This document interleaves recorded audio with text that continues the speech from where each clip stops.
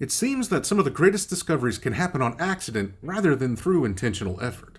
Like when I was building my chaos menu for the struggle food tasting, I was intentionally searching for the cheapest and most baffling recipes that I could find.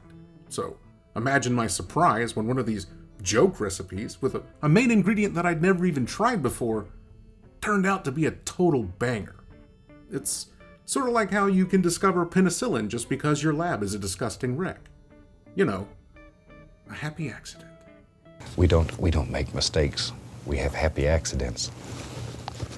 Kulish isn't a dish that was born out of Soviet scarcity, but rather old world necessity. And it was a vital part of the Cossack diet for over 500 years. In fact, this dish was so vital that Kulish is a common last name in the area even to this day. But Kulish fell out of favor as buckwheat became more popular, the potato was introduced, and stability and quality of life in the area improved. Well, relatively improved. Please don't tell anyone how I live. And with the way things are globally trending, it seems like this quick, easy, and filling dish is primed for a comeback. So if you're looking for a way to affordably feed a hungry family, a camping-friendly meal that can be made outdoors, or you just want to learn how to make something easy and delicious, this meal might be your next go-to quickie. And, unlike buckwheat, millet has the added benefit of not being an acquired taste and not smelling like you're boiling the rotting corpse of Groot every time you make it. It tastes just like it smells. Delicious. So get ready to add a oldie but a goodie to your culinary repertoire, because today I'm going to teach you guys how to make Kulish. Originally cooked up by the Zaporizhian Cossacks on the steppes of Ukraine, this dish is made with light, simple, and common ingredients. Luckily, it's hearty, filling, and nutritious. The core of this dish is millet, something I had never tried before, but have since grown to love. For the protein, I have tried this dish with both pork and beef, and both turned out great. I think chicken would also go quite well. I have even made this dish with frozen beef trimmings from making jerky that I saved to make stock, and it was still awesome. So choose whichever meat you prefer or whatever's on the clearance rack at Walmart. To prepare, you will need to roughly cube onions, carrots, and your meat to about the size you see here. Don't worry about accuracy or Michelin star knife skills. This is a dish designed to be prepared with a pocket knife in an abandoned barn, so don't overthink it. Also, I have seen a couple recipes that have bell pepper added. However, it doesn't seem to fit the texture and flavor profile of the dish, but feel free to add it if really desired. Once you start cooking, this dish moves pretty fast, so make sure you have everything ready before getting started. With your mise en place at the ready, you will heat a thick-bottomed pot and add some rendered pork fat. If you don't have any on hand, you can use shortening or oil, but you really want to try and get that additional flavor from rendered fat. If you need a refresher, please revisit my Bonosh, aka Carpathian Mountain Grits video, where I show how to make pork cracklins and rendered lard. In short, you will cube and cook pork belly in a pan on medium heat. Once nearly done, add a splash of water and increase the heat to high and stir constantly. Once the cracklins are golden brown and the water is boiled off, remove from heat and filter the fat.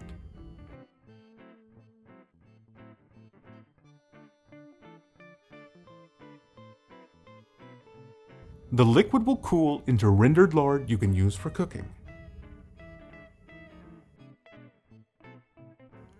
Once heated to medium-high, add your meat to the pot. It should be enough to have a layer covering the entire bottom of the pan, but without overlapping.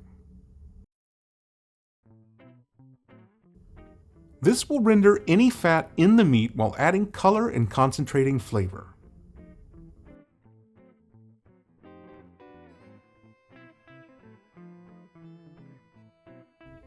After 3 minutes or so of searing, add your onion and mix.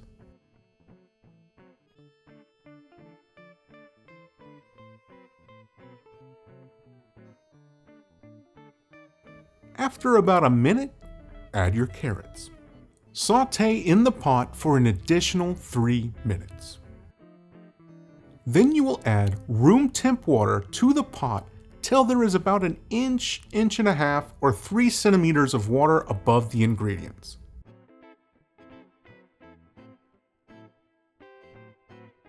Add whole cloves of garlic and bay leaves,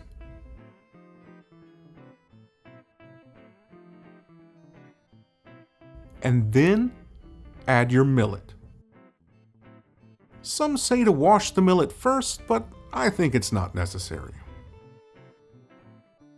Stir one final time and partially cover your pot to keep the heat in but let steam out, and set a timer for 10 minutes.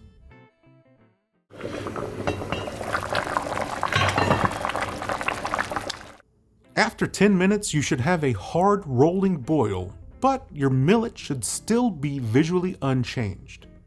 You should just start noticing how aromatically amazing Kulish is at this point. Let continue to cook. After another 5 minutes, check the texture of the millet. It should begin to soften and slightly lose its shape. It should be incredibly aromatic by now. Remove from heat or let cook until you have the desired texture, but not more than 20 minutes of boil time total. Once finished, add salt to taste and mix. The stew will thicken into a porridge as it cools, or you can add more water to make a soup, depending on the texture you desire. Season with black pepper and any herbs that you have, and serve. If you're feeling saucy, add a splash of hot sauce or try with other spices and aromatics. This dish is as flexible as it is delicious. So there you have it, an incredibly economical, old-world culinary delight that can be made from start to finish in less than 35 minutes, in almost any environment you are brave enough to cook in. Just make sure to save room for seconds. Until next time. Thanks, guys. It's not E, it's E. Kulish. Kulish, okay. I like Kulish, yeah. Kulish? I'm Kulish. Yes.